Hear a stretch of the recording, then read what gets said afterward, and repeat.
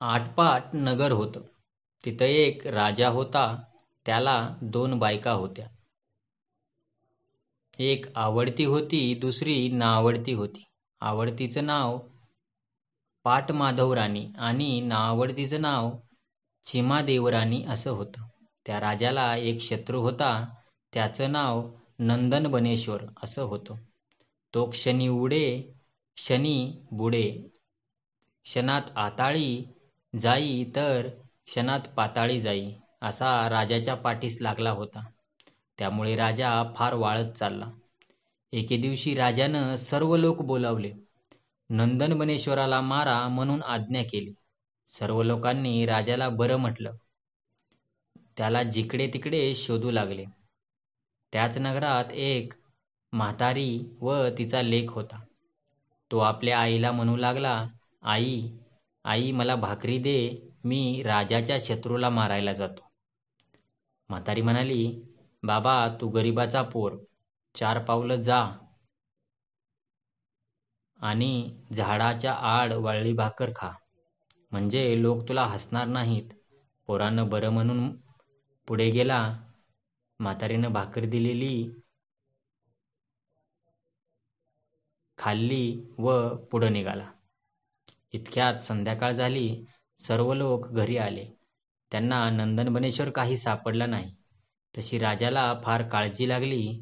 पुढं फार रात्र झाली. म्हातारीचा पोर तिथंच राहिला. पुढं मध्यरात्री काय झालं, नागकन्या देवकन्या तिथं आल्या. महालक्ष्मीचा वसा करू लागल्या.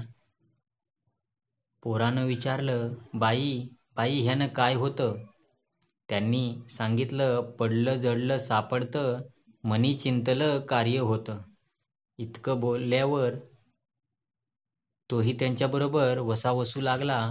पूजा केली, घागरी फुंकल्या, पहाटेस उत्तर पूजा केली. जशी पहाटेस महालक्ष्मीमाय कोल्हापुरात जाती जागती झाली तसा नागकन्या देवकन्यांनी आशीर्वाद मागितला. तसा ह्यानेही मागितला. तसा देवीनं दिला. राजाचा शत्रू मरेल, तुला अर्ध राज्य मिळेल, अर्ध भांडार मिळेल, माडीशी माडी बांधील. नवलवाट नाव ठेवील, तो वैरी डावा पाय मस्तकी घेऊन उद्या राजाच्या अंगणात मरून पडेल. असं म्हणून देवी अदृश्य झाली. म्हातारीचा पोर घरी आला. दुसऱ्या दिवशी राणी पहाटे सुटली, परसात आली. राजाचा वैरी मेलेला पाहिला. तिला फार आनंद झाला. तशी तिनं ही गोष्ट राजाला जाऊन सांगितली. राजानं चौकशी केली. म्हातारीचा पोर सगळ्यांच्या मागं होता, त्यानं ह्याला मारलं असेल असं लोकांनी राजाला सांगितलं. राजानं त्याला बोलावून धाडलं. म्हातारीचा पोर राजाच्या घरी आला. त्यानं राजाला विचारलं, राजा, आळ नाही केला, अन्याय नाही केला, मला इथं का बोलावलं? राजा म्हणाला, भिवू नको, माझा वैरी नंदनबनेश्वर कोणी मारला? सगळे लोक तुझं नाव सांगतात, याचं कारण ते सांग. पोर म्हणाला, राजा, राजा मी मारला नाही, पण तो देवीच्या वरानं मेला. राजा म्हणाला, ती देवी कोणती? तिला तू कुठं भेटलास? पोर म्हणाला, सगळ्यांच्या पाठीमागून निघालो, त्यांच्या पुढे थोडासा गेलो. शिळी भाकर झाडाआड करून खाल्ली. येता येता रात्र झाली. झाडाखाली वस्ती केली. रात्री नागकन्या आणि देवकन्या तिथं आल्या. त्यांनी महालक्ष्मीचा वसा वसला. त्याची मी चौकशी केली. पुढं मी पूजा केली, घागरी फुंकल्या. पहाटेस महालक्ष्मी माय जाती जागती झाली. सर्वांना आशीर्वाद दिला तसा मलाही दिला. तुला आशीर्वाद काय मिळाला? मला आशीर्वाद असा मिळाला, राजाचा शत्रू मरेल, तुला अर्ध राज्य मिळेल, अर्ध भंडार मिळेल, माडीशी माडी बांधशील, नवलवाट नाव ठेवील. असं म्हणून देवी अदृश्य झाली. मग आम्ही उत्तरपूजा केली. त्यातून घरी आलो. तो तुझं बोलावणं आलं. राजानं हकीकत ऐकली. आनंदी आनंद झाला. पोराला अर्ध राज्य दिलं, अर्ध भंडार दिलं, माडीशी माडी बांधून दिली, नवलवाट नाव ठेवलं. पुढं म्हातारीचा पोर आनंदानं वागू लागला. ही बातमी आवडत्या राणीला समजली.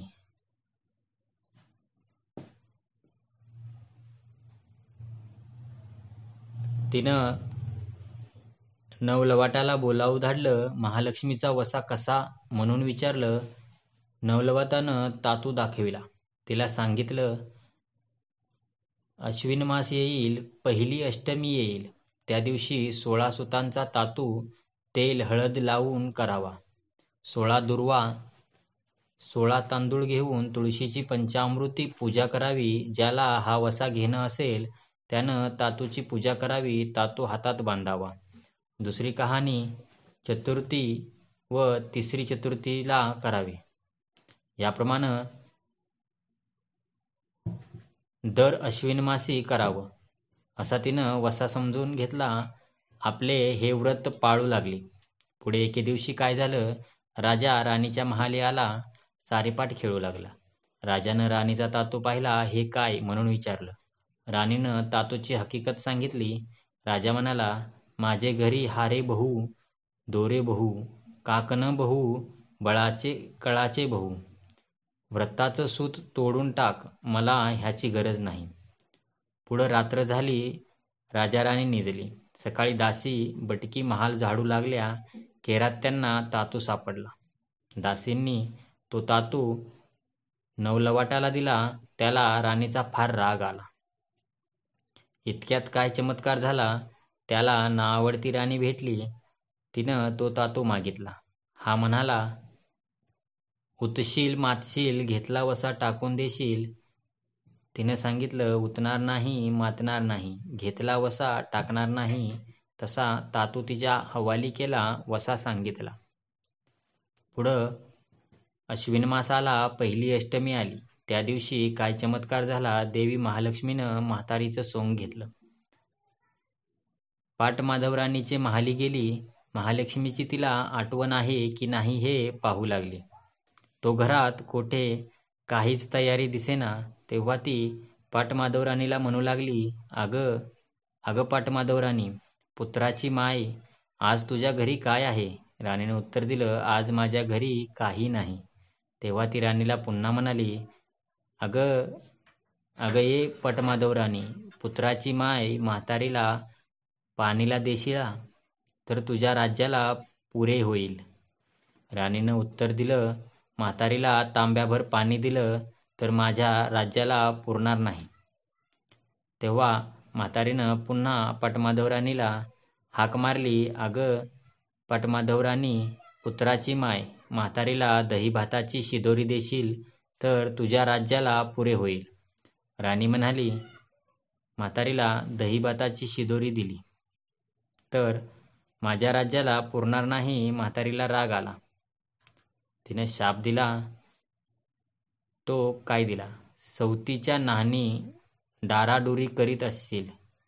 अर्ध आंग बेडकाचं, अर्ध आंग मनुष्याचं, अशी होऊन पडशील. इतकं राणीने ऐकलं. खदखदा हसली. पुढं म्हातारी निघून गेली.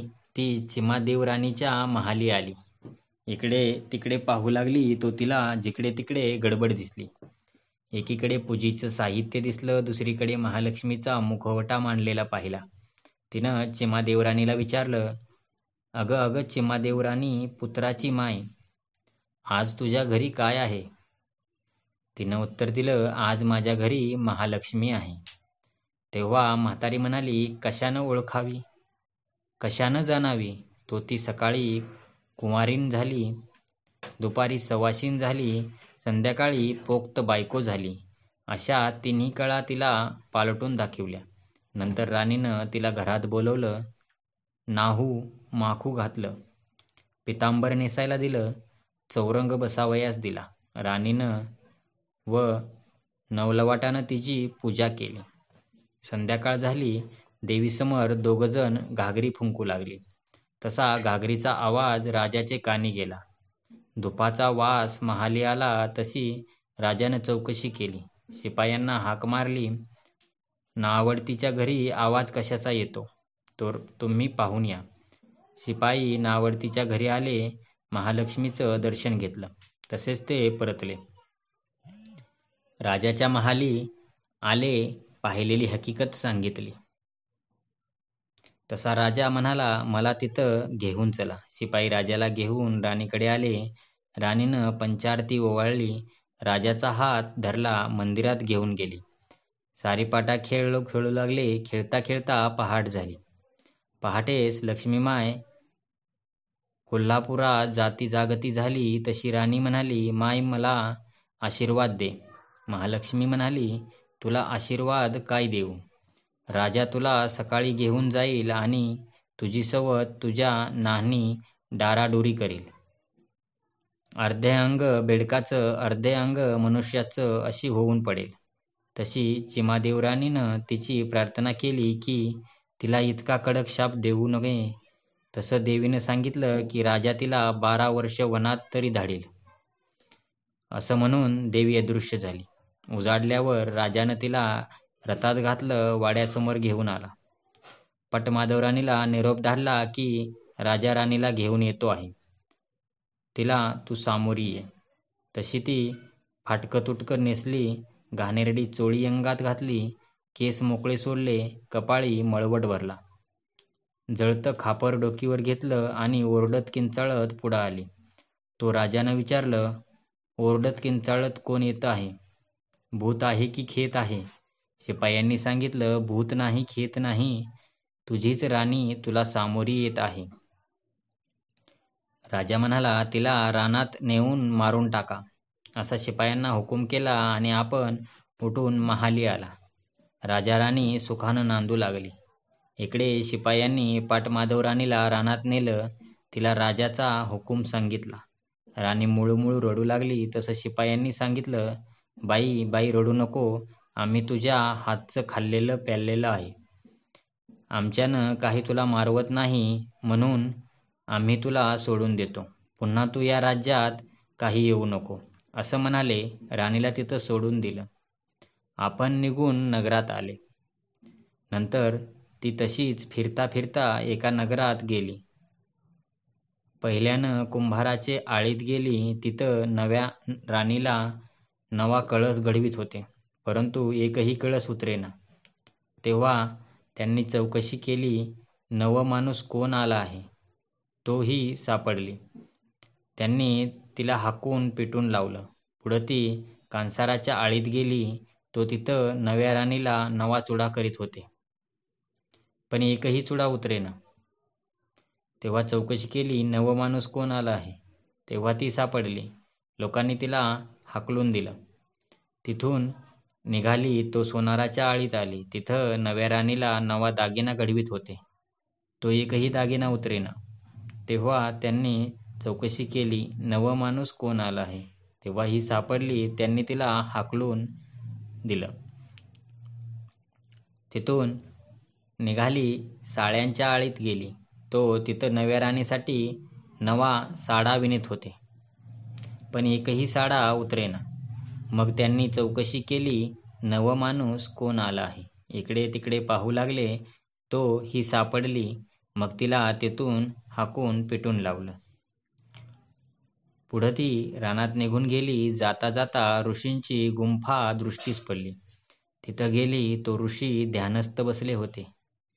ती तिथंच राहिली. ऋषी स्नानाला गेले म्हणजे ही आपली झाड सारवण करी, पूजेचं मांडून ठेवी. अशी तिनं 12 वर्षे सेवा केली. ऋषी प्रसन्न झाले व म्हणाले, इथं झाड सारवण कोण करतं त्यानं माझ्यासमोर यावं. तशी ती ऋषींच्या पुढं आली. नमस्कार केला. ऋषींनी झाड सारवणचं कारण विचारलं. ती म्हणाली, अभय असेल तर सांगते. ऋषींनी अभय दिलं. राणीनं पहिल्यापासून हकीकत सांगितली. ऋषींनी पोथ्या पुस्तकं वाचून पाहिली. तो तिच्यावर महालक्ष्मीचा कोप आहे असं समजलं. मग ऋषींनी तिच्याकडून महालक्ष्मीची पूजा करविली. रात्री घागरी फुंकविल्या. पहाटे महालक्ष्मीमाय कोल्हापुरात जाती जागती झाली. तसा राणीनं आशीर्वाद मागितला. देवी रागावली होती. ऋषींनी देवीजवळ क्षमा मागितली होती. देवी उशाप दिला, ह्या झाडाखाली सगळी तयारी कर. पाय धुवायला पाणी ठेव, चंदनाची ओटी ठेव, फराळाची तयारी कर. कापुरी विडा ठेव, वाळ्यांचा पंखा ठेव, त्या सगळ्याला तुझ्या हाताचा वास येऊ लागेल. राजा इथं आज उद्या येईल. तहानलेला असेल त्याचे शिपाई थंड पाण्याचा शोध करतील. ते ही सगळी तयारी पाहतील, राजाला जाऊन सांगतील, नंतर राजा इथं येईल. त्याप्रमाणे दुसऱ्या दिवशी तिथं राजा आला. थंडगार छाया पाहिली, स्वस्त बसून विश्रांती घेतली, नंतर पाय धुतले, पोटभर फराळ केला, पाणी प्याला, कापुरी विडा खाल्ला, आत्मा थंड झाला. पुढं राजानं शिपायांना विचारलं, इथं मी पाणी प्यालो, फराळ केला, विडा खाल्ला, ह्या सगळ्याला पाट माधवराणीच्या हाताचा वास कसा आला? शिपाई म्हणाले, अभय असेल तर सांगतो. राजानं अभय दिलं. तेव्हा शिपाई म्हणाले, आम्ही तिच्या हातचं खाल्लं प्याल्लं, आमच्यानं काही तिला मारवलं नाही, म्हणून आम्ही तिला सोडून दिलं. राजा म्हणाला, असं असेल तर तिचा तुम्ही आसपास शोध करा. शिपाई निघाले, ऋषींच्या गुंफा पाहिल्या, तिथं ती सापडली. राजाला जाऊन शिपायांनी सांगितलं. राजा उठला, ऋषींच्या गुंफेत गेला. त्यांचं दर्शन घेतलं. ऋषींनी ओळखलं, त्याला सगळी हकीकत सांगितली, पुष्कळचा बोध केला, राणीला नमस्कार करायला सांगितलं. नंतर तिला राजाच्या हवाली केलं. तसा उभयंतांनी ऋषींना नमस्कार केला. ऋषींनी त्यांना आशीर्वाद दिला. पुढे राजानं तिला रथात घातलं, आपल्या नगरीत घेऊन आला. बाहेर रथ उभा केला, राणीला निरोप पाठविला. राजा पाट माधवराणीला घेऊन येतो आहे, त्याला तू सामोरी ये. तशी राणी न्हाली, माखली, पितांबर नेसली, शालजोडी पांघरली, अलंकार घातले, नगराच्या नारीबरोबर घेतल्या आणि वाजत गाजत राणी सामोरी गेली. राजानं विचारलं, वाजत गाजत कोण येत आहे, नागकन्या की देवकन्या?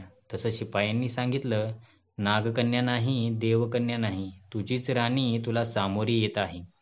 तेव्हा राजा पाटमाधवराणीला म्हणाला, तू जर अशीच सामोरी आली असतीस तर तुला इतके हाल भोगावे लागले नसते. राणी उगीच बसली. राजानं चिमादेवराणीला उचलून रथात घेतलं आणि दोघींसह वाजत गाजत नगरात आला आणि सुखानं रामराज्य करू लागला. जशी पाटमाधवराणीवर महालक्ष्मी माय कोपली, तशी तुम्हा आम्हावर न कोपो, ही साठा उत्तराची कहाणी पाचा उत्तरी सफळ संपूर्ण हो. श्री महालक्ष्मी देवे नमः.